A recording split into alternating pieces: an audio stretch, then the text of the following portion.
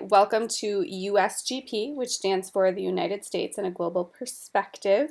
I'm your teacher, Mrs. Visner, and this class essentially is about global issues. The purpose of this video is to give you a quick tour of the class to help you feel a little bit more comfortable with finding everything and getting going.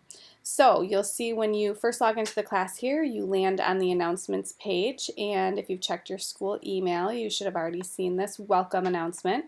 So all of the announcements for the year will continue to be added here. I'll send them out at least once a week.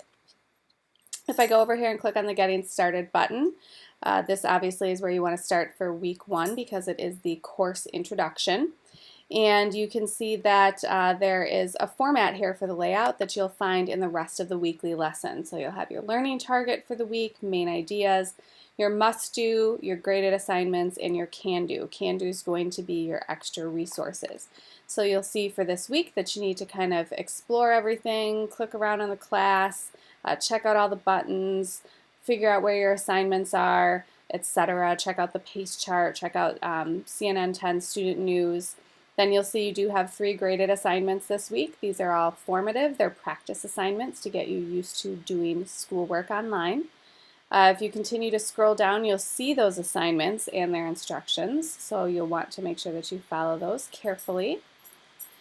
If I go over here, the next button is the pace chart. The pace chart is your roadmap for the semester. All 18 weeks are listed here. They are set from day 1, so nothing's going to be changing. You'll want to make sure that you check out the key here so that you know what all these little initials and everything mean after each pace chart item. A new feature added this year is that the pace chart is now interactive, so when you are signed in, you can click on things as you complete them, and when you come back, those check marks are saved and you'll be able to see where you left off. When you're looking at the weeks, pay attention to the date. The second date that's listed is when the items listed for that week are due in the gradebook. This is the due date that's listed in My Grades, and that is shared on the weekly activity report. You'll notice we have a couple of rounds of progress reports built in here, and you'll also notice at times there's a gap between the end of one week and the start of the next, like right here between weeks 11 and 12. Week 11 ends November 20th, but week 12 doesn't start until November 26th. That is because that is your built-in Thanksgiving break. And you'll have the same thing for a winter break as well. All right, if I go back to the course, you can see here Live eSessions button. This is what you click on to access the live weekly classes. Blackboard Collaborate will load. Sometimes it takes a little bit of time there.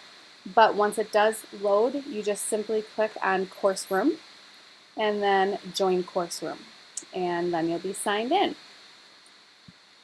Under the Recorded eSessions button, this is where you're going to find all of the weekly recorded eSessions, like it says. Week 1, we don't have class eSessions because teachers are busy manning the orientation sessions for new students. But starting week 2, if you are not able to attend the live eSession, or even if you did attend, you want to go back and review something, all of those links will be listed here. The announcements button is the same thing that you see on the landing page, all of the announcements for the course. Course information, there's a ton of stuff in here. Please make sure that you take the time to explore this. Okay, there's a lot here. Again, when the eSessions are, your course description, what we're going to be learning about, your learning targets for the class, rubrics, academic honesty, netiquette. I'll take the time to click on grading policies here just to point out a couple things for you. The first link that you see here, the eAchieve grading policy, this is the very detailed school grading policy. Not a bad idea to read through this with a parent or guardian, just so you have a clear understanding of how our grading system works, because it is not your typical traditional 0 to 100% grading system. The course grading policy, this is where I've broken everything down in a quick little Q&A format for you about things that are specific to this course that may be different from another online course that you've taken before or that you're currently enrolled in. Some of the information listed here is found on that course intro quiz for day 1, so please make sure that you read through this carefully. Staff information, this button in every course tells you who your teacher is. You get to see our picture, some information about ourselves.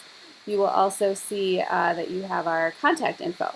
So you have our email, phone number, and again, the date and time of the live e-sessions for the class. All right, so the pace chart tells you what you have to do every week. The lessons button is where you find all of that. This is the meat of the class. You'll see it's broken up by units. The weeks are listed there for easy navigation for students. So if I clicked on Unit 3, for example, and then went to week 8, you can see again that same format with the learning target, the main ideas, must do, and the can do section here with your extra resources. And then if you scroll down, this is where you find the assignment that's listed on the pace chart for week 8. Once you have created your Google document, you've answered all the questions, you've downloaded it as a docx or PDF, saved it to your computer or your iPad, to turn it in, all you have to do is click on the assignment name here. It's not an obvious link, but that's how you get to the assignment submission page. And then you scroll down until you see attach files, and you click on browse my computer, find the file, and attach it.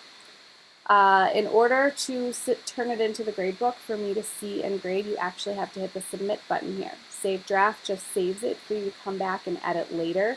It is not turned in. Okay, it doesn't come to me on my end at all.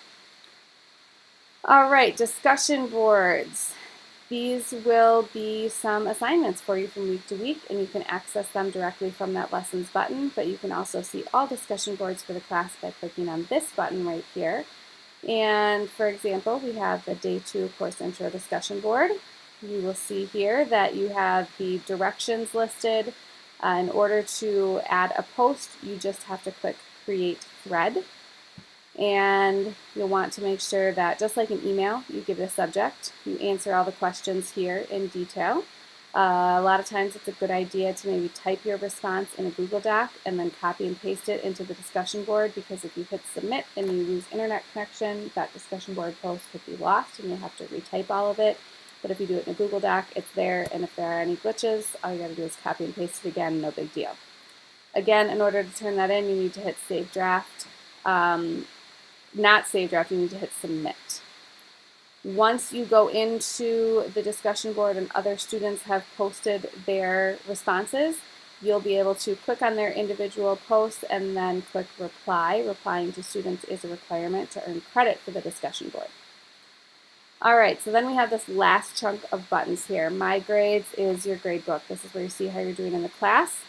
You will notice when it opens up that there are some different ways for you to view it. All right, so there's ways for you to filter, there's ways for you to sort.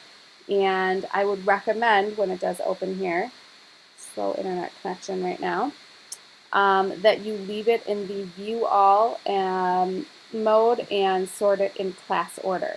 Because what this will do is it will leave it so that you can see every assignment in chronological order for the class for the entire semester. What you will also see is if it's past due, you'll see a little feedback bubble that you can click on. That'll show up if I've left you written feedback outside of just the grade for the assignment. But if you do switch between filters or how it's sorted, sometimes some of these assignments will go away. It's in a weird order. Students can get confused if they're using this to guide like what's due or whatnot. So just leave it as is my recommendation. All right, there is no textbook for this class, so this button is going to be pretty boring. All of the content is going to be in the weekly lessons for you. It's a current events class, so it doesn't make sense to have a textbook that can easily become out of date rather quickly. You then have your how-tos, extra websites, literacy, link to the SRC, which is the Student Resource Center. Remember, that's like your handbook for how to do school online. So that is basically the class in a nutshell. If you have any questions about anything, please don't hesitate to ask. Thanks.